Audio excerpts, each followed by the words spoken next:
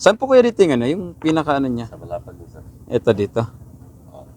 Ito yun ah. Try ko lang dito yung balot sa ano, sa Baywalk.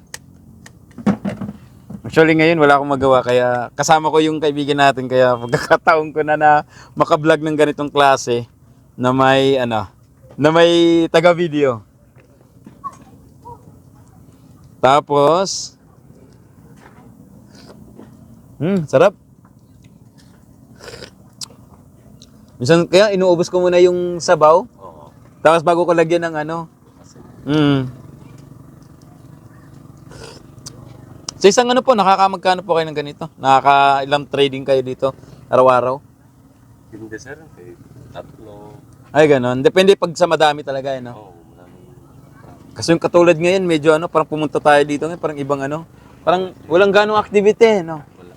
Pero minsan may ano, madaming activity na nangyayari tapos maraming turista o kaya Oo. yun.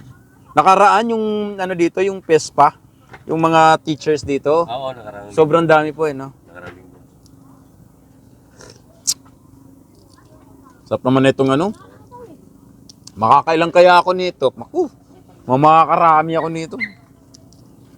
Tingnan nyo po. Tingnan natin ha, kung ano natin. Talagang laki na ng, laki na ng ano. Maliit pa yung sisi. Pero ito yung isa sa mga masarap dito sa Baywalk. Pag ano, pag nagpupunta tayo dito, yung tikman natin yung mga local mga vendors natin.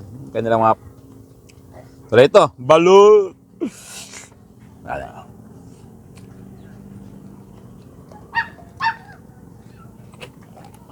Ayaw mag Ayaw talaga mag-ano Kailangan laki ko pa. Diyan na yung ulo. Kita mo yan?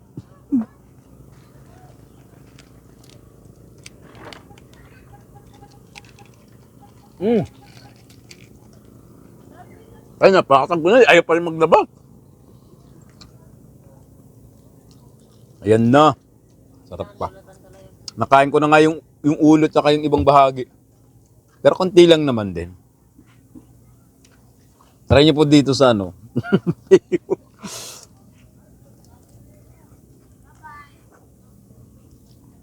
Tay, ano bang makaganda sa balot tay? Kinakain ba? Pampatibay ng ano tayo, no? Tuhod. Tuhod daw. Makakarami ka ng ganito.